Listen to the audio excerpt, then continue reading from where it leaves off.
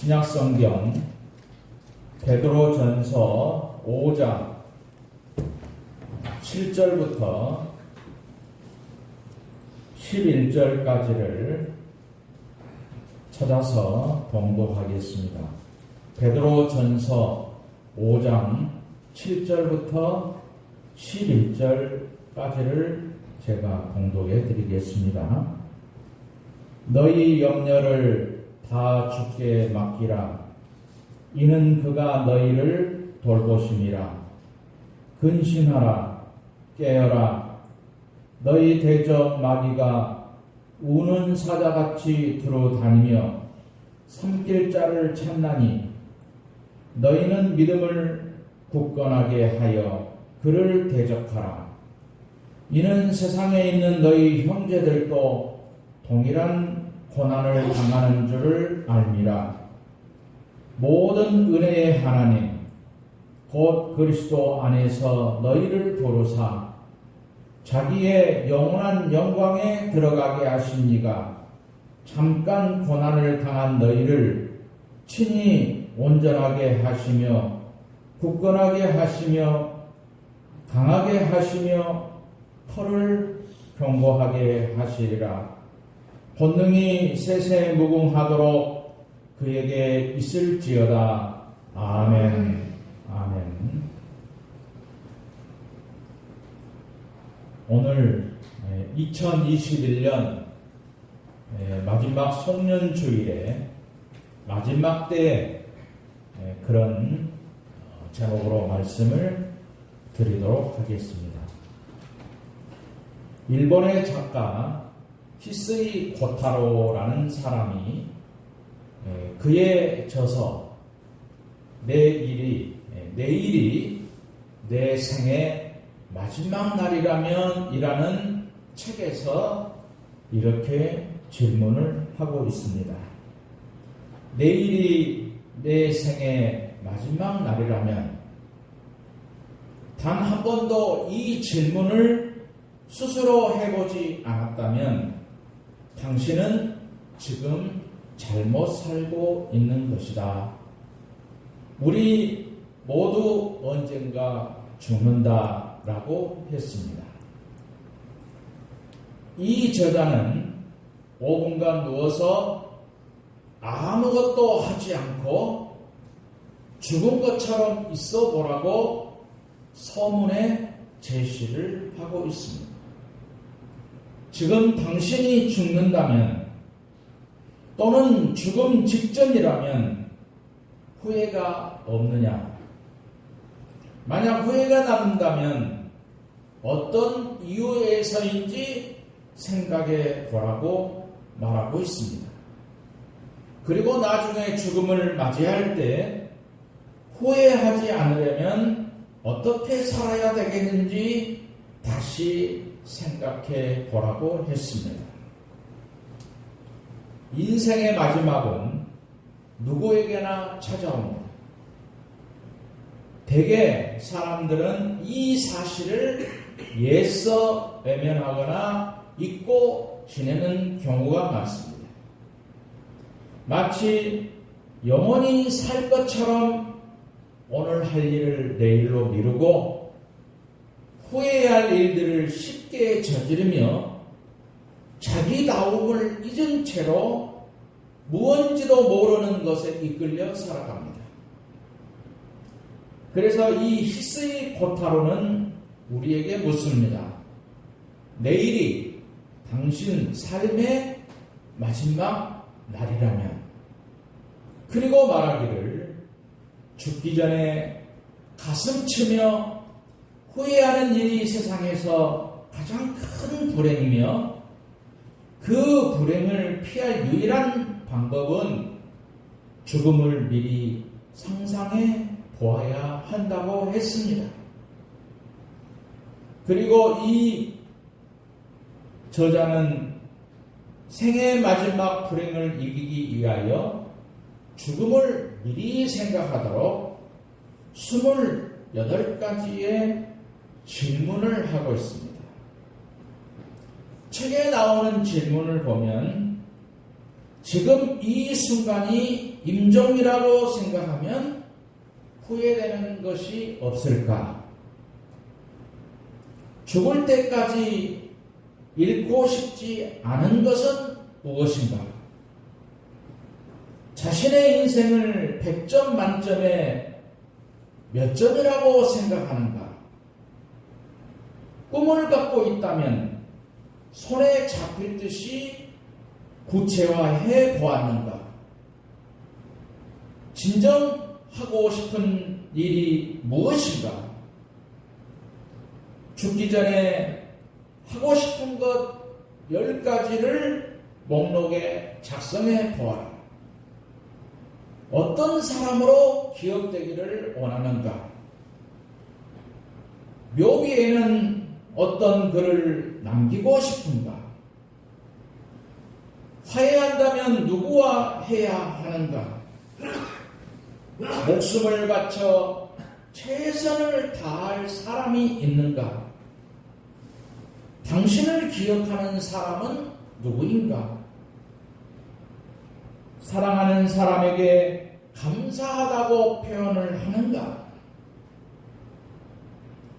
그는 사람들이 이 질문에 대답하는 동안 내면의 소리를 듣고 온전히 자기답게 살아가기를 원하고 있습니다. 그리고 그것이 삶의 마지막 순간을 웃음으로 맞이하기 위한 비법이라고 말합니다. 이 질문들을 스스로에게 던지고 마음 깊숙한 곳에부터 이 질문에 대한 답을 찾아내지 못한다면 제대로 살 수가 없다. 이렇게 지적을 했습니다. 본문을 통해서 사도 베드로는 초대교회 성도들이 핍박받는 상황 속에서 어떤 자세로 살아야 하는 것인가를 교훈하고 있습니다. 그 첫마디가 만물의 마지막이 가까웠으니 이렇게 선언을 하고 있죠. 이 선언 속에는 행동할 시간은 있으나 낭비할 시간은 없다라는 메시지를 담고 있습니다. 즉 이때가 마지막이 가까운 때이니 게으른 마음을 품지 말고 차분하게 해야 할 일에 최선을 다하라 강조를 하고 있습니다. 그러므로 말씀을 따라서 본분과 사명을 위해 최선을 다하고 믿음의 정도를 걸어가는 그리스도인이 되어야 되는 것입니다. 언제 세상 끝이 온다고 해도, 언제 주님이 다시 오신다고 해도 당황하지 않고 침착하게 대하여야 할 것입니다. 2021년의 마지막 주일, 지나간 한 해를 마무리하면서 회고와 반성의 시간을 가져야 할 것입니다. 우리에게 한 해를 주셨는데 마지막 날에 그동안 어떻게 살아왔는가 돌아보아야 되는 것이고, 특히 본문 말씀을 통해서 어떻게 행하였는지 반성하며 자신의 영적 상태를 점검하는 시간이 되어야 할 것입니다. 그렇다면 이 마지막 때에 우리가 어떻게 했는가를 영적 상태를 점검하는데 첫째로는 깨어서 기도했는가라는 것입니다. 윌리엄 캐리의 전기를 쓴 작가가 어떻게 윌리엄 캐리가 열정을 가지고 인도의 사역을 계속할 수 있었을까 조사하면서 놀라운 사실을 발견했습니다. 이 윌리엄 캐리에게 몸이 약한 누나가 있었습니다. 누나는 캐리가 인도로 선교를 떠날 때 이렇게 말했습니다. 캐리야, 너에게 아무것도 해줄 수가 없구나. 누나는 병상에 누워있을 수밖에 없는 나약한 몸이라서 내가 해줄 것이라고는 기도밖에 없구나. 작가는 윌리엄 캐리의 사역의 배후에 기도밖에 할 수 없는 한 여인, 기도 외에는 아무것도 할 수 없는 이 여인, 기도 외에는 자기의 존재를 발견할 수 없는 이 여인에게 초점을 맞추었습니다. 누나의 기도 속에 윌리엄 캐리가 사역을 이루는 놀라운 능력이 있었음을 놓치지 않았던 것입니다. 캐리의 누나는 처음에는 자신의 존재 이유를 잘 몰랐지만 하나님의 뜻 안에서 왜 나약한 모습으로 평생 누워 지내야 하는지를 깨달았습니다. 기도는 결코 땅에 떨어지는 법이 없습니다. 헛되이 사라지지 않습니다. 위대한 일과 위대한 사람 배후에는 반드시 보이지 않는 기도가 있었습니다. 오늘 본문 7절에 만물의 마지막이 가까웠으니 그러므로 너희는 정신을 차리고 근신하여 기도하라 라고 말씀을 했습니다.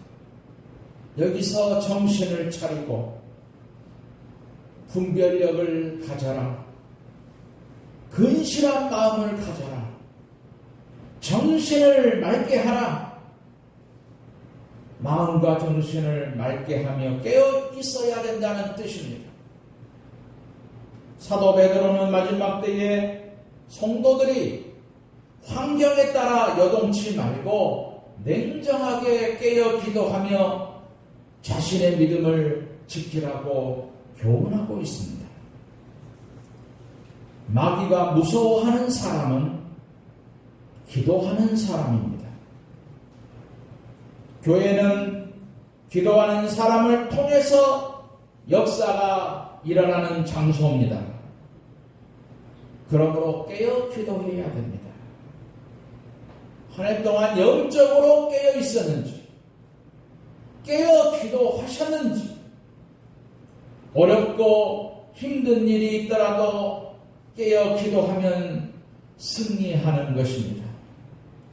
정신을 차리고 근신하며 기도해야 됩니다. 바쁜 가운데서도 기도 시간을 정해놓고 육신의 향락에 빠지는 대신 더욱 근신하는 마음으로 하나님께 나아가 지혜롭게 살아야 될 것입니다. 두 번째로는 뜨겁게 사랑했는가라는 것입니다. 오늘 본문 8절에 무엇보다도 뜨겁게 사랑할지니 사랑은 허다한 죄를 덮느니라 라고 말씀을 했습니다. 뜨겁게, 열렬하게, 깊게 라는 의미가 되는 것입니다. 성도 사무 안에 열렬하게 사랑하는 것을 의미하지요. 그리스도 안에서 지체된 성도들은 어떤 것보다 사랑을 최우선해야 됩니다. 형식적이 아니라 뜨겁고 진지하게 사랑해야 됩니다. 진실한 사랑, 그 사랑이기만 하면 아무리 하여도 지나치지 않습니다. 성도들이 서로 뜨겁게 사랑해야 할 이유는 마지막 심판 때에 죄가 있음에도 불구하고 그 죄를 가리움 받을 수 있기 때문입니다. 우리는 과연 한 해 동안 서로 사랑하셨습니까? 마지막 때를 준비하는 최선의 길은 정상적인 생활을 버리고 신비한 능력을 행하는 데 있는 것이 아닌 오히려 기도와 사랑, 섬김과 봉사와 같은 평범한 곳에 길이 있습니다. 그러므로 먼저 가까운 성도와 이웃을 섬기며 소외된 곳을 찾아 뜨겁게 사랑을 실천해야 할 것입니다. 열심을 품고 그리스도께서 보이신 사랑을 행함으로 사람들을 죄에서 돌이켜 하나님의 품으로 돌아오게 하는 사랑의 사역을 감당해야 할 것입니다. 세 번째로는 은사로 봉사를 했는가라는 것입니다. 백의의 천사 나이팅게일이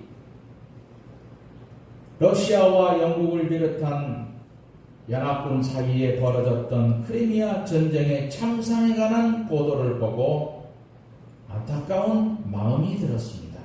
그래서 육군 대신 허버트의 위촉을 받아서 34명의 간호사들과 함께 전선으로 갔습니다. 야전 병원을 돌아다니며 이 나이팅게일이 자기 몸을 돌보지 않고 부상당한 군인들을 먼저 돌봤습니다. 그로 인해 이 여인의 이름이 병사들의 가슴에 새겨지고 광명 부인이라는 별명을 얻게 되었습니다.